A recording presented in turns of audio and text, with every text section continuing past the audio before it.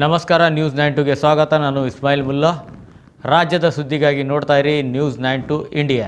ತನ್ನ ಅಮೋಘ ಆಟದಿಂದ ಟೀಮ್ ಇಂಡಿಯಾದಲ್ಲಿ ಸ್ಟಾರ್ ಕ್ರಿಕೆಟಿಗ ರಿಂಕು ಸಿಂಗ್ ಕಳೆದ ವರ್ಷ ಸ್ಥಾನ ಪಡೆದಿದ್ದಾರೆ.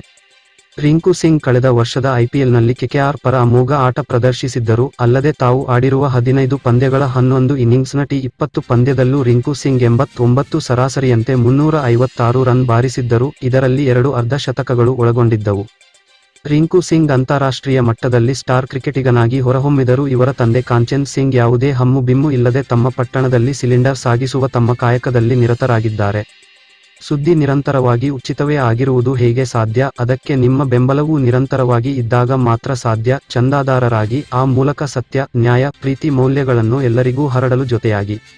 ಉತ್ತರ ಪ್ರದೇಶದ ಅಲಿಗಢದಲ್ಲಿ ತಮ್ಮ ಸಣ್ಣ ಟ್ರಕ್ನಲ್ಲಿ ಸಿಲಿಂಡರ್ ಸಾಗಿಸುತ್ತಿರುವ ದೃಶ್ಯ ಸಾಮಾಜಿಕ ಮಾಧ್ಯಮದಲ್ಲಿ ವೈರಲ್ ಆಗಿದೆ. ಮಗ ಟೀಮ್ ಇಂಡಿಯಾ ಕ್ರಿಕೆಟಿಗನಾದರೂ ಸಿಲಿಂಡರ್ ಸಾಗಿಸುವ ಕಾಯಕದಲ್ಲಿ ನಿರತರಾಗಿದ್ದಾರೆ ಎಂದು ಸಾಮಾಜಿಕ ಮಾಧ್ಯಮ ಎಕ್ಸ್ನಲ್ಲಿ ಬಳಕೆದಾರರೊಬ್ಬರು ಪೋಸ್ಟ್ ಮಾಡಿದ್ದಾರೆ.